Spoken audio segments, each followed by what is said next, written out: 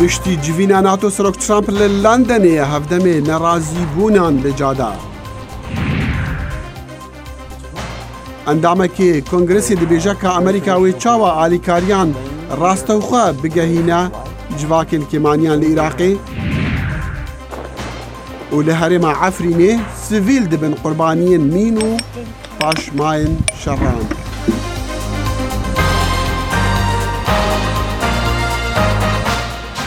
سڵاو و ڕێز و هیڤیان دەمە خۆش دەگەل کوردکۆنێکشن ji dengê ئەمریکا لە واشنگتن.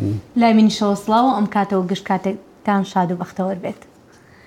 دابەشبوونێکی زۆر لەسەر ئەوەی کێ نرخی بەرگری ئەوروپا بدات باڵی کێشاوە بەسەر دەستپێکی کۆبوونەوەی ناتۆ لە بروکسل پاش ئەوەی سەرۆک دانەڵد ترامپ هاوپەیمانانی ئەوروپای بەوە تاوانبار کرد کە دەرفەتی باجدەرانی ئەمریکایی دەخۆزنەوە. هاوکات سەرۆک دانەڵد ترامپ یەکەم سەردانی کرد بۆ بەریتانیا و لەگەڵ سەرۆکوەزیری بەریتانیا تەریسا مەی کۆبووەوە. ئەگەرچی راپۆرتە هەواڵیەکان ئاماژەیان بە هەڕەشەکانی سەرۆک ترامپ دەکرد بۆ کشانەوە لە هاوپەیمانێتی ناتۆ بەهۆی دۆسەی مشتومڕ لەسەری خەرجیەکانەوە، بەڵام دواتر سەرۆکی ئەمریکا کۆبوونەوە لوتکەی یەکەی بەسەرکەوت و ناودێر کرد. زۆر سپاس بۆ هەمووان. سپاسگوزارم. دوو ڕۆژی زۆر گرنگمان لە بروکسل بەسەر برد و زۆر ئامانجیشمان پێکاوە لە پەیوەندی بە ناتۆەوە. لەو کۆبوونەوە لوتکەیەدا سەرۆک ترامپ جەختی دەکردەوە لەوەی دەبێت وڵاتانی ئەندامی ناتۆ بودجەی زیاتر بۆ هاوپەیمانێتیەکە زیاد بکەن. بەهۆی منەوە وڵاتانی ئەندام لەم ساڵی ڕابردوودا نزیکەی 40 میلیارد دلار خستە سەر بودجەی ناتۆ و هەر بۆیەشە سکرتەری گشتی خۆشی دەوێم لەوانەیە هەر ئەویش وەها بێت، بەڵام بۆ من ئاساییە. دوابەدوای ئەو کۆبوونەوە لوتکەیە دوو ڕۆژیە کە کۆبوونەوەیکی نائاسایی ڕێبەرانی هەر 29 وڵاتە ئەندامەکەی ناتۆشی لەخۆ گرتبوو، سکرتێری گشتی ڕێکخراوەکە ستایشی ڕۆڵی وڵاتە یەکگرتوەکانی ئەمریکای کرد. پێم وایە ڕاستیبوونی ئەم وتیوێژە کراوانە بە ئاشکرایی ئەوەی نیشانداوە کە هەوڵەکانی خۆمان دووهێن دەکەین و هەروەها ئەوەش نیشان دەدات پەیامە ڕوون و ئاشکراکانی سەرۆک ترامپ کاریگەری خۆیان هەیە. لە کۆنفرانسە ڕۆژنامەوانیەکەیشیدا پرسیار لە سەرۆک ترامپ کرا سەبارەت بە ئەگەر و نەگەری بەردەوامی پشتیوانی ئەمریکا بۆ هێزی پێشمەرگەی کوردستان، بەڵام سەرۆک ترامپ خۆی لادا لە وەڵامدانەوەی ئەو پرسیارە. پێم وایە کورد خەڵکێکی مەزنن، جەنگاوەرێکی بێوێنن و بەتوانا و زیرەکن و گەرم و گوڕ و خۆشمەعشەرن، وەک دەزانیت گروپی جیاجیان و لە زۆر حاڵەتدا هاوپەیمانن. لەگەڵەوەشدا کە بڕیارە ڕۆژی دووشەمە سەرۆک ترامپ و سەرۆکی ڕووسیا کۆ ببنەوە، بەڵام سەرۆک ترامپ ڕخنەیەکی توندی لە ئەڵمانیا گر بەوەی بەرلین کەوتۆتە ژێر کۆنتڕۆڵی مۆسکۆوە. دوابەدوایی کۆبوونەوەیکی دووقۆڕی کە ئاڵۆزی پێوە دیار بوو، ڕاوێژکاری ئەڵمانیا جەختی لە وابەستەیی وڵاتەکەی بۆ ناتۆ کردەوە. ئەوە زۆر گرنگە ئەو جۆرە ئاڵ و گۆڕانەی بیرروڕامان هەبن، چونکە ئێمە هاوبەشین و هاوبەشێکی باشیشین و دەخوازین هاوکاریەکانمان بۆ ئایندەش بەردەوام بن. هێشتا ئاشکرا نییە لە کۆبوونەوە چاوەڕوانکراوەکەی ترامپ و پوتندا هیچ ڕێکەوتنێکی بەرچاو دێتە ئاراوەیان نا، بەڵام سەرۆک ترامپ دەڵێ دەشێت لەو کۆبوونەوەیەدا پەیوەندیەکان لەگەڵ مۆسکۆدا ڕێک بخرێنەوە. ئەم کۆبوونەوەیەش جێی نیگەرانی ئەندامانی تری هاوپەیمانێتی ناتۆیە.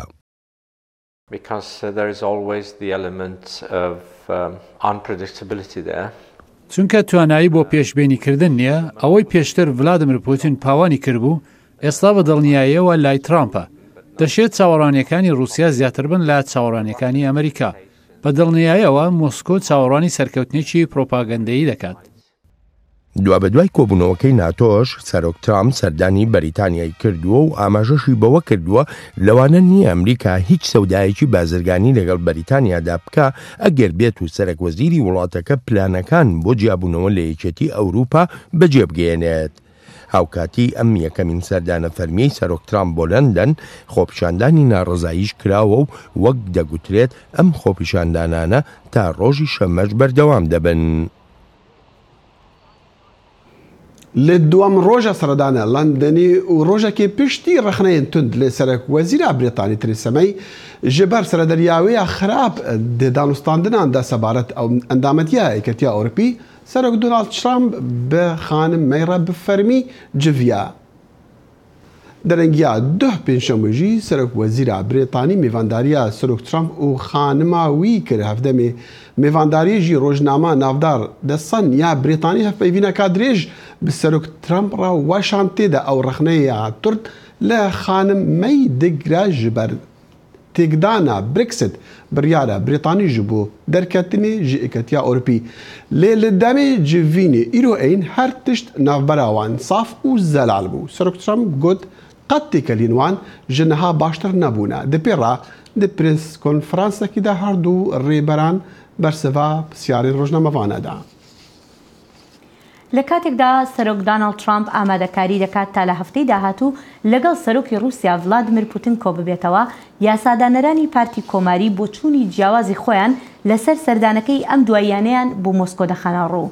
Li demê ku endamekî civata sînatorên Amerîkî daxwaza helanîna tolayan lê dijî Rûsya dike endamekî dî wêna hevber dike bi serderiyê bi mafiyan ra wesa diyar ku Komariyan helwestê xwe hember Mosko guhertiye ku berî niha ew weka neyarekê Amerîka didan naskirin.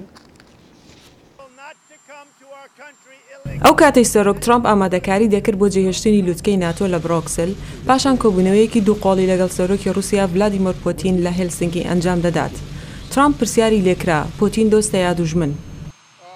لە ڕاستیدا من ئێستا ناتوانم هیچ بڵێم ئەوەندەی کە من دەیبینم ڕکابەرێکە. ئەو گوتەی سەرۆک ترامپ هەمان ئەو تێڕوانی نەبوو کە هەفتەی ڕابردوو لە رووسیا لەلایەن سیناتۆری کۆماری ریچارد شێلبی ڕاگەیەندرا کە وتی شاندەکە هەموو بابەتە مشتومڕ لە سەرەکانی هێناوەتە بەرباز لەگەڵ ڕووسەکاندا. بەڵام هەروەها ئێمە پێمان وتون ساڕای ئەو گرژیانە لە نێوانماندا هەیە وا باشتر دەبێت بۆ جیهان کە هەر ڕکابەر بین لە بری ئەوەی دوژمن بین بەڵام دەبێت چاوەڕوان بین چی ڕوەدات. سیناتۆرێکی تری کۆماریەکان دەڵێت دەستێوەردانەکانی رووسیا لە هەڵبژارنەکانی 2016 ئەمریکادا باس کراوە. پەیامی ئێمە بۆ ڕووسەکان ئەوە بوو ئێمە لەو بڕواایەداین کە دەستێوەردان لە هەڵبژارنەکانی ئەمریکادا هەبووە کە لە هەڵبژارنەکانی 2010 و 2020دا دووبارە نەکرێتەوە ئەگەر دەتانەوێت پەیوەندیەکانمان پەرە پێ بدەین و پێویستە بۆمان بسەلمێنن هەڵبژارنەکانمان لە دەرەوەی دەستێوەردانی رووسیا دەبێت. بەڵام هەندێک لە شیکەرەوەکان دەڵێن هەندێک ئاماژە هەندەری دەخات کە کۆماریەکان پشتیوانی و لایەنگری زیاتری سەرۆک ترامپ دەکەن. ئەمەش گۆڕانکاریەکە لە هەڵوێستی کۆماریەکان لە دەیان ساڵی ڕابردوودا. لە ئەنجامی ئەو جۆرە تێڕوانی نەهاو بەشەی کە لە نێوان هەردوو پارتەکەدا تا ئێستا لە ناو کۆنگرێز دابادی دەکرێت کە ئەمەش دەبێت هەڵوێستێکی تند لە بەرامبەر رووسیا وەربگرێت ئەگەر بێت و گۆڕانکاری بەسەر ڕەفتارەکانی مۆسکۆدانەیەت و دەشەیە گۆڕانکاریش دروست ببێت. بەڵام شارەزایانی دیکەش هەن تێڕوانینێکی جیاوازیان هەیە و دەڵێن سیاسەتی وڵاتی یەکگرتوەکانی ئەمریکا و سەپاندنی سیزاکانیان لەلایەن کۆنگرێس زۆر قورسترە لە وتەکانی ترامپ. من ئەمەوێت بە شێوەیەکی گشتی بڵێم کە مانەوەی کۆنگرێس بەو جۆرە هێشتا زۆر بەگومانە لە هەر جۆرە نێزیکبوونەوەیەک لەگەڵ رووسیا. سەرۆک ترامپ بە پەیامنێرانی ڕاگەیاند کۆبوونەوەکەی هێلسینکی لەگەڵ پۆتین لەوانەیە ئاسانتر بێت لە کۆبوونەوەکانی لەگەڵ هاوپەیمانەکانی لە بڕۆکسل و بەریتانیا. سەرۆکی ئەمریکا داناڵد ترامپ دەڵێت پەیامێکی زۆر باشی لەلایەن ڕێبەری کۆریای باکوور کیم جون ئون پێگەیشتووە کە تیایدا ستایشی هەوڵەکانی ڕێبەری ئەمریکا دەکات بۆ باشکردنی پەیوەندیەکانی نێوان هەردوو وڵات. سەرۆک ترامپ وێنەی ئەو نامەی بەمانە ئینگلیزیەکەوەی لەسەر تۆڕی کۆمەڵایەتی تویتەر داناوە و دەڵێت ئەم نامەیە ڕێبەری کۆریای باکوور ئەوە نیشان دەدات کە پێشڕۆچوون کراوە. ئەم نامەیە لە هەمان ڕۆژدا بڵاو کراوەتەوە کە راپۆرتەکان ئەوەیان نیشاندا بوو کۆریای باکوور ڕۆژی پێنجشەمە لە کۆبوونەوەکەیان لەگەڵ کاربەدەستانی ئەمریکا ئامادە نەبوون بۆ ڕادەستکردنی پاشماوەی دیلەکانی شەڕی کۆریا کە بەشێکە لە ڕێککەوتنی نێوان هەردوو وڵات. بەری هەفتەیەکی شاندەکی ئەمریکی سەردانا عێراقی کرد ji بۆ نرخاندنە هەوڵێن ئالیکاریین ڕاستەوخە ji کێمانیên دەشتا مووسڵێ ڕاپشتی جivînan ڕێبەرên کێمانیان و چالاکبانên ku şandî ئەمریکî bi wan ra civiyayî gotin şandî ئەمریکî soza alîkariya wan daye bi awayek ڕاستەوخە دوه me hevpeyvînek hebû bi endamekî wî şandî re endamê kongresê civ فۆرتنبەری کۆماری ئۆستانی نبراسکا ئەم ژێ پرسین گەلۆپێک هاتێ وان ئالیکاریە چییە؟ ئەو چ ڕەنگە ئالیکارینە ئەمریکا دخوازە بدە جڤاکین و شەڕی داعش کاریگەریە خراپکردیە سەر دەڤەرین وان؟ that gets interpreted differently among different communities. ئەو bi şێوەیەن جدا di nava civakên cuda da hat şirûvekirin. Bû nimûne, di nav civakên Kristiyana da weke alîkariyên kelûpel û dezgehan ji bo nû avedan kirinê. Di nava civakên êzidiyan da weke dabînkirina ewlehî û parastina baştir. Bi taybet beşê başûrê şingalek û parastin li wir gelek lawaz e yan her nîne û gelek zehmet e xelk hizra vegerandinê bike. Amerîka li ser çend astan sûzên alîkariyê dane. Armanca seredana me nirxandina hewla pêşîn bû. I would like to ask you about the Vice President's announcement about helping. هەلبەت ئەزی پرسیارە ئالیکاریان ڕاستەوخوا ژوە بکەم ji bo civakên PTV pê hey û tu dizanî cegerê serokî Mike Pence ragihandibû ku hikûmeta Trump wê alîkariyan rastevxwe bigehîne wane. Min divê bizanim ka Kongresê çi dest heye di sozên alîkariya kêmaniyan da li deşta Mosulê. Well, let me give you a little bit of a history lesson in terms of my own journey to this place. Dema rûdanê şingalê qewmîn û Daişê bi ser Bakurê welat da girtî, ji mareka xurtên êzidî hatine ofîsa min û bi çavên girî ve xwehavê bextê me û got karekî bikin. Wan gotin dayika min, xwişka min rastî mirinê dibin. Ew bû Kongresê leskir û bernivîsa biryarekî amade kir û wav bû alîkarî ji bo biryara Serok Obama bû parastina esmanê herêmê, birêka firûkan û pêra biryara naskirina tawana Daişê weke genûsayî li dij Kristyan, êzidî û şebekan. Dema cêgirê serokî par hinartina rasteраstiya alîkariyan ragihandî, ew naskirina wê rastiyê bû ku Daeş tê ji navbirin em ê çawa civakên dîrokî û dêrînên Kristyan û êzidiyan vejînîn ve. Bi dabînkirina şêweyek nû yê ewlehiyê û parastinê û avedankirina deverên wan. Ev bû me mebesta seredanê bû. Me xwest em bibînin bi çavên xwe ka em ê çawa alîkariya rasta rast bigehînîn wan. Those minorities complain that when aids go to them through Congressman Fortenberry berî gelek lana gazinde dikir ku piraniya diravê alîkariyên Amerîka û yên nifreteweyî jî li ser bürokrasî û proseyê lojîstîk tê xerçkirin. Gelo we mekanizemek dana ji bo gihandina rastexweya alîkariyan? Well, our primary mechanism is obviously Mekanîzma pêşîn detirêka Ajansa Alîkariya Amerîkî ji bo berevpêşbirinê dabe. Hindek jî alîkariya diravî gihiştiya rêxistinên cîhanî yên netewên êgirtî yan layenên dî. Lê ez bawer dikim ku biryar hatiye dan rêxistinên ku li jêr desalata Amerîka ne û nêzîkî civakên kêmaniyan e dê li rêza pêşiyê bin û dê vê alîkariya diravî werbigirin. Ew rêxistin baş dizanin ka hewceya civakan bi çi heye.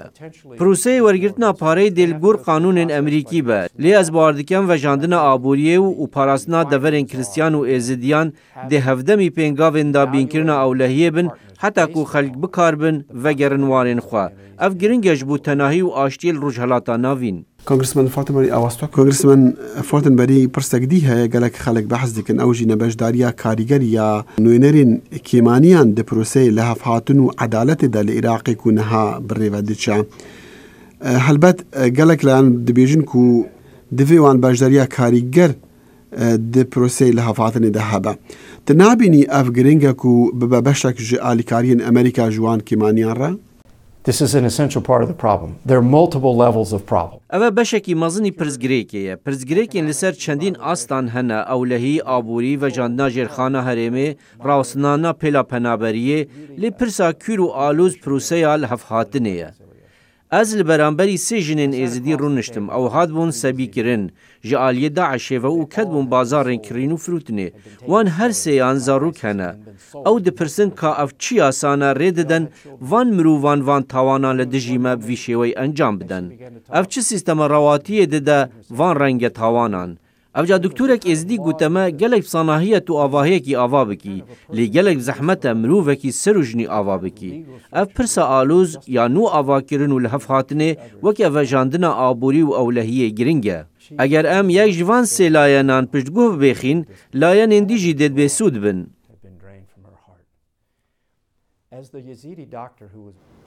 Dirêjahîya vê hevpeyvîna me bi endamê Kongresîna Fortenberry wê li سوشال میدیا دنگی امریکا به بلاف کردن پشتی چند روزین دی و بری و بری از سرک دونالد ترامپ دیبیجا توای زاروکن کو جیوان 55 سالی کم ترک و هاتن جدا کردن بە سیاسەتên tund li hember penaberan peyam penaberên neqanûnî hatine veguhastin ji dê û babên wan re ji 103 zarokên ku bi awayekê neqanûnî li mehên Gulanê û Xizîranê ketîn Amerîka 57 ciwana hatine veguhastin ji dê û bavên wan re bi rêveberiya Trump soza xwe bi cih neanî ji bo veguhastina tevaya wan heta dawiya roja sêşemboyê hikûmet dibêje demek dirêj divê ji bo veguhastina wan ya bi silamet.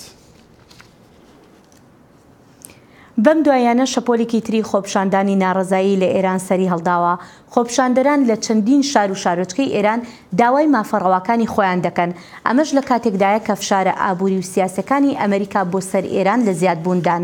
هاوکات پاش 29 ساڵ لە تیرۆرکردنی دکتۆر عەبدوڕەحمان قاسملو سکرتێری گشتی حیزبی دیموکراتی کوردستانی ئێران لە کاتی گفتوگۆکردن لە ڤیانای نەمسا لە هەفتەی ڕابردوو براین هوک بەڕێوەبەری ڕێبازدانان لە وەزارەتی دەرەوەی ئەمریکا باسی لەوە کرد کە وڵاتە یەکگرتوەکانی ئەمریکا بە بیری جیهانی دەهێنێتەوە ئێران چۆن جودابیرەکانی تیرۆر دەکات.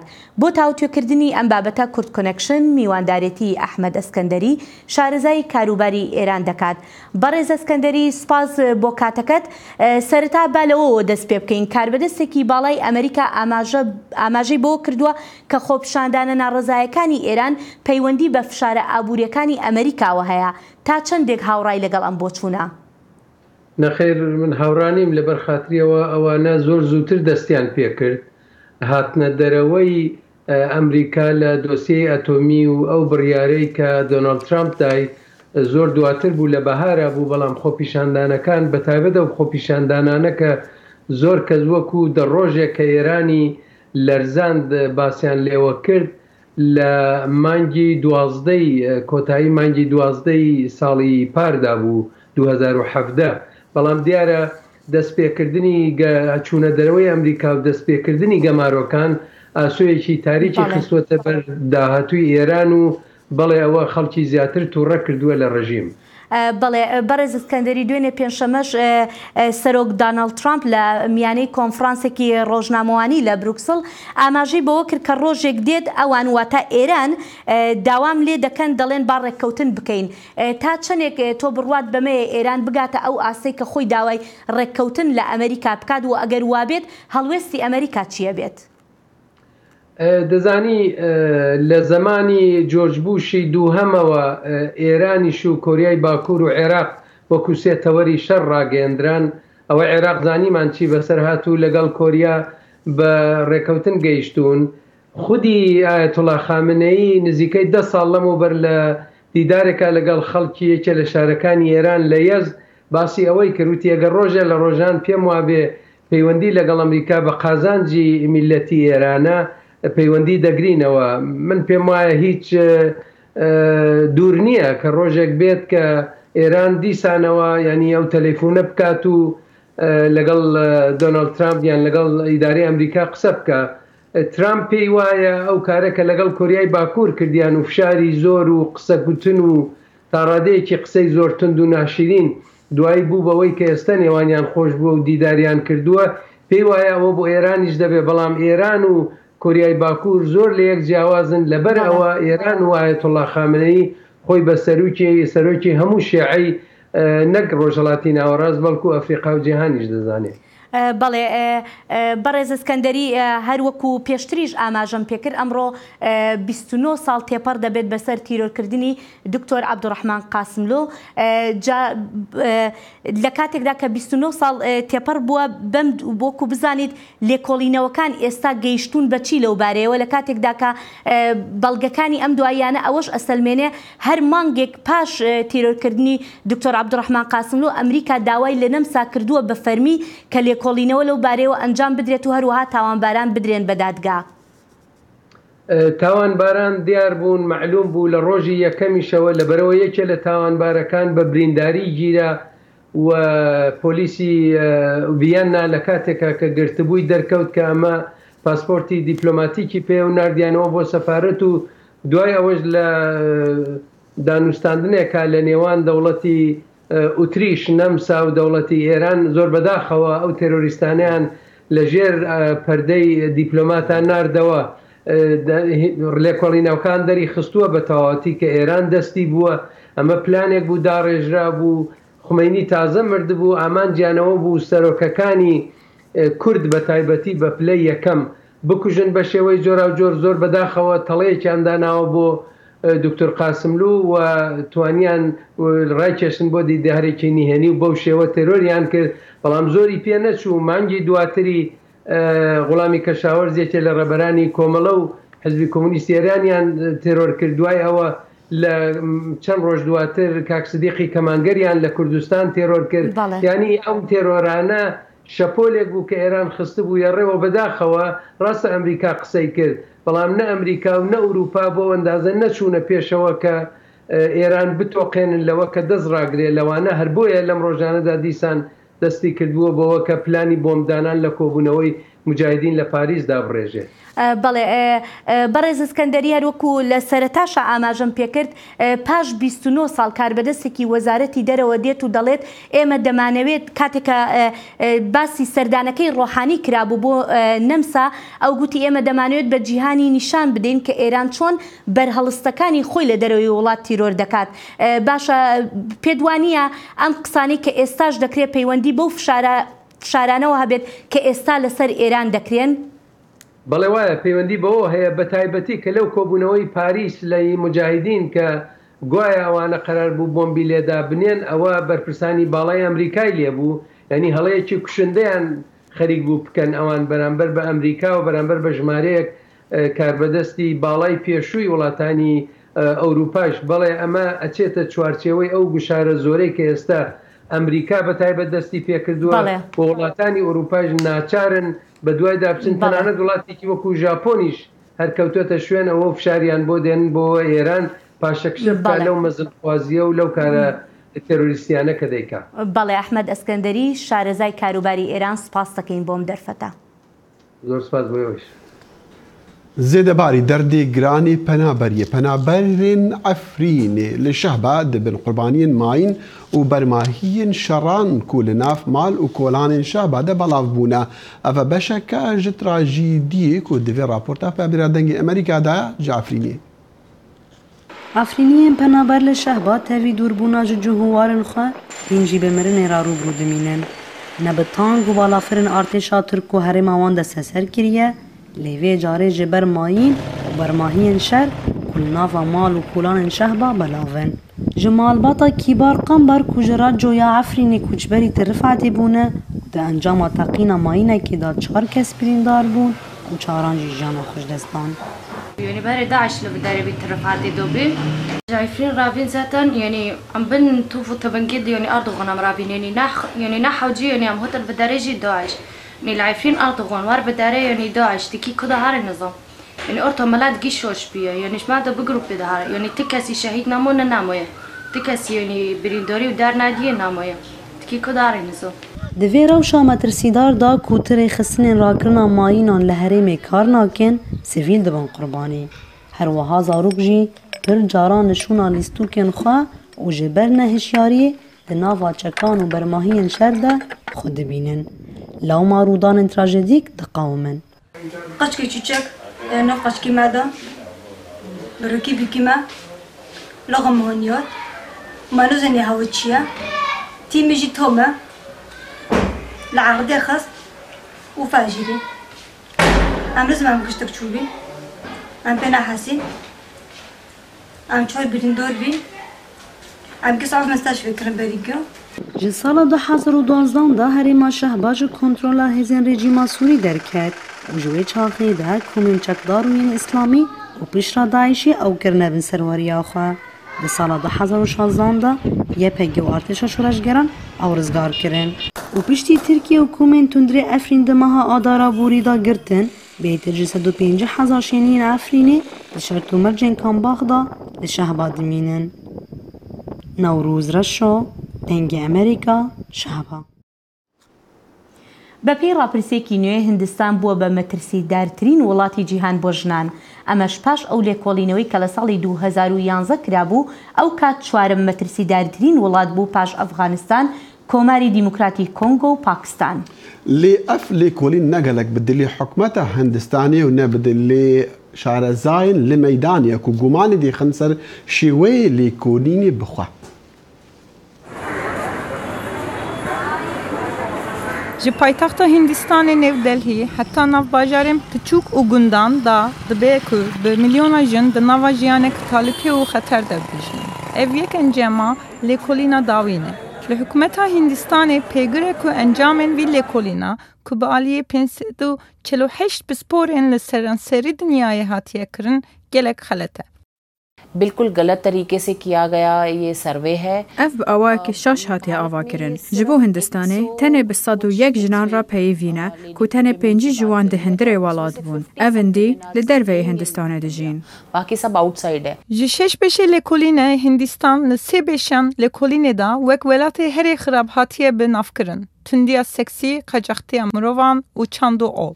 पूरे south Asia का जो لگشت هەرێمە ئاسیا باشوور پێشنیارن ji بۆ zarokên kur ji zarokên keç hêjatir tên dîtin. Ji ber vê yekê giryarên cor bi cor wekî kuştin û eşkencê jî têne holê. Rapor nîşan didin ku jin bi awayekî pitir bû yerên wiha radgehînin derve. Hişmendiya jinê pêş dikeve ew jî xwezayî ye çunkî hişmendiya zagûnê û şertên qanûnî xurtir dibin. Jin bi birfirehtir dûza mafên xwe dikin û pitir bawer dikin ku ew mafên wan e. gelek welat hene ku jin ne azadin û azadiya axiftinê tune û her wesa azadiya medyayî jî tune. Li gelek welatan qanûn ji bo acizkirina jinan hatiye danîn bû nimûne qanûnên şeriatê. Buyarên dawiyên wek destdirêjiya çeteyên hember keçek biçûk li eyaletên Jama û Kaşmîr zerarek gelek mezin daye navdariya Hindistanê. Hin zanistan civakê Hindistanê dibêjin ku destdirêjî û tundiyan seksî ne tenê li Hindistanê tên dîtin. Niha em li welatên pêşketî mînakî pirtir li medyayê dibînin wekû kempeynên bi navê #MeToo ango ez jî. Vakfa Thomson Reuters de zanin ku ev lêkolîna tenê li ser remanên zanistên civakî û sporan hatiye amade kirin û negora pêzenînên berbiçav. Lê zanistên civakî û pispor jî dibêjin ku Hindistan şuna li ser encamên vî lêkolîna hêrs bibe baştir e ku fêm bike çima di varê evlîkariya jinan navê Hindistanê ew qas xirab dike. دیارە هێرو هەژاریەکی لە هۆیەکان ئەوەی کە خانمان مناڵان ئەوانە ببن بە قوربانی کۆمەلگا دەنگ و باسی وەرزش دەنگ و باسی وەرزش